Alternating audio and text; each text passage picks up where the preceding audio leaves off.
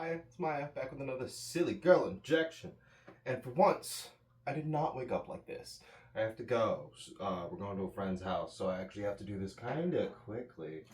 And while I'm here, I want to talk to you about the concept of hope. Alright? Because, okay, so like, you know Pandora's box, right? So like, Pandora was given a box by the gods as a sick prank or some shit. It had like all the world's griefs and plagues and diseases and just all the bad shit. So when she finally opened the box, it was like, oh shit, I'm letting all this bad in the world. There was no bad in the world before. Now I'm letting all the bad out. And then she closes the box, and the last thing that gets out is hope. And when I learned this in like elementary school, the teacher was like, "Yeah, so they put the hope in because um they wanted one good thing to show up with the rest of the, just a little bit of thanks, just to ease it down. It's like the flavoring in the medicine." But like, I don't know about that. See, I kind of think hope might have been another one of the griefs, um, alongside with the rest of them, because without hope, all you have is like strategy, thought, realism. You could, it's easier to, uh, just assess your situation. I think. You make plans without the hope that something will go through. You would only make plans that you can genuinely perceive working. You wouldn't get like your hopes up for something to later be disappointed. You would just kind of exist.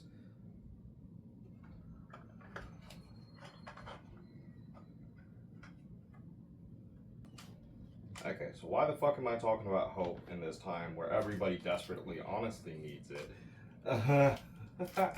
Well, let's look at the smaller picture for a second.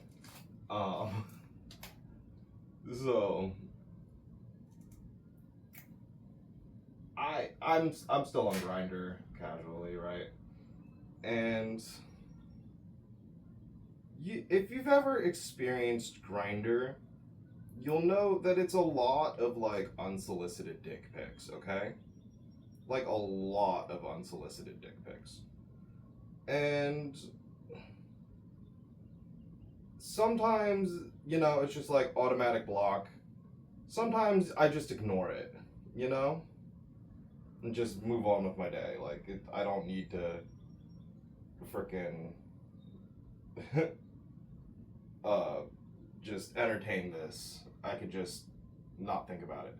So the one time a dude like had sent me 5 dick pics on like 5 separate occasions, and I had ignored it every single time.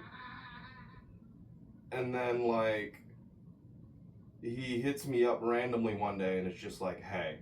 And so like when you see the notification that just says hey, and you're like, oh, someone, a regular person trying to talk perhaps, and then I click in, and no, there's 5 separate dick pics on 5 separate days. And I'm like, yo, what's it like to live with that much fucking hope? Just to think like, oh geez, I hope Grinder actually just like was glitching a bit and they actually didn't receive all those dick pics. Maybe I'll just shoot my shot, and then once I establish a conversation, then send another dick pic probably. But no, I blocked them because like, come on.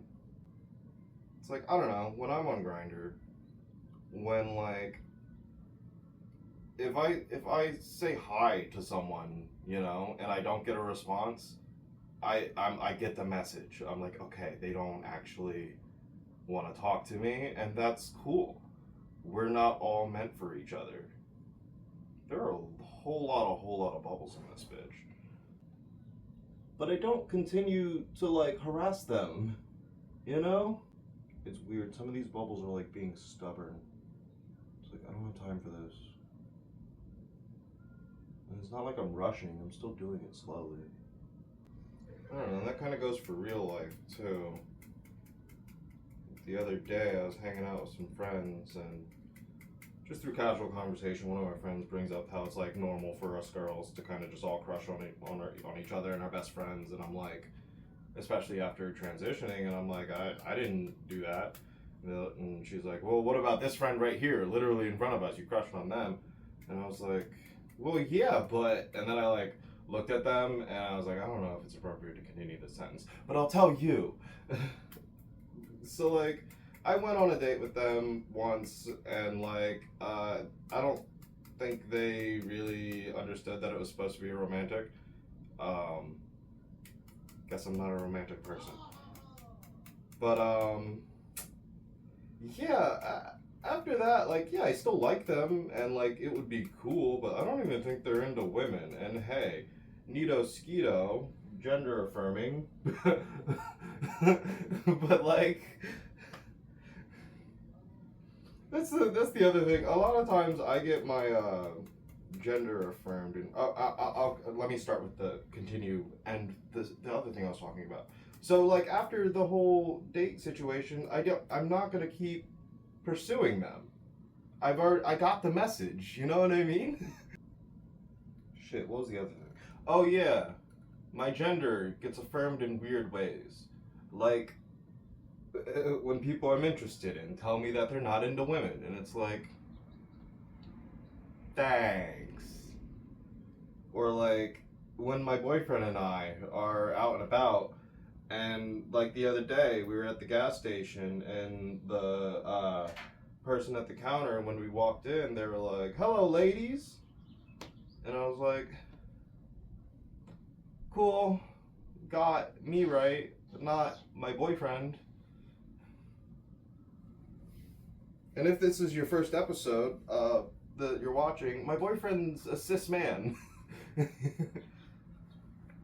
He does commonly get misgendered, and it is very frustrating for him. He has like a whole beard too. I just noticed from the other day I dropped. Is that from the other day? Yeah, it is from last week. I dropped the top of a alcohol swab packet, and it's still on the floor. I never picked it up. How irresponsible of me. Yeah, you might have noticed I have a chair instead of my normal side table, just because I didn't fucking feel like it. The chair was already down here, you know? Okay.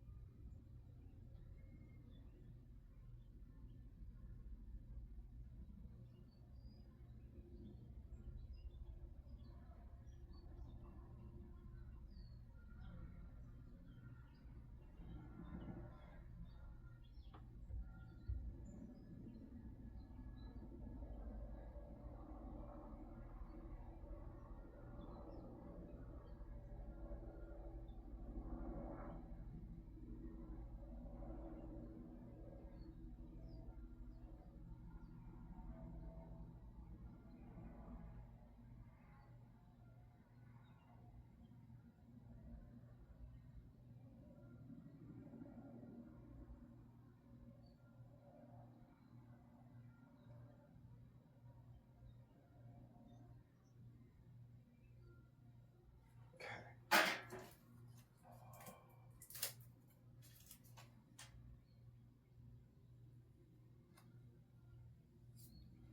Beautiful.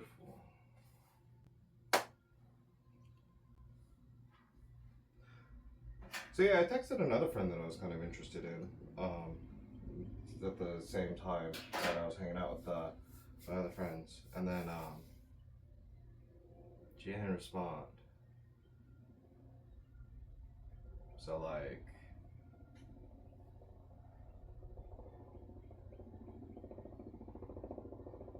I'm not one to have an over amount of hope. You know what I mean? All right.